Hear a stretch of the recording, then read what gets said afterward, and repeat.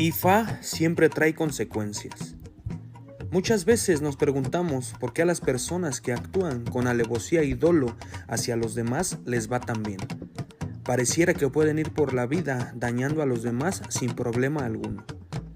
Un verso de Ifá de Lodu Ikai Wuri dice lo siguiente: aquel que esparce cenizas será perseguido por ellas.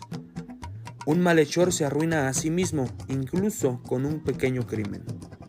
Este fue el mensaje de Ifá para Inukogun el día que estaba actuando con maldad.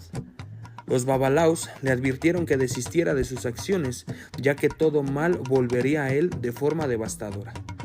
Él escuchó el sacrificio y lo rechazó. Al poco tiempo, no mucho, Eshu empezó a traer enfermedad a su vida. Devotos de Ifá, vean cómo las palabras de Ifá se han hecho realidad. No esparzas las cenizas, no esparzas las cenizas, que éstas vienen tras de ti. Ashe Olodumare. Para adivinación, Ebo, Akoshe y consagraciones, envíame un mensaje al privado.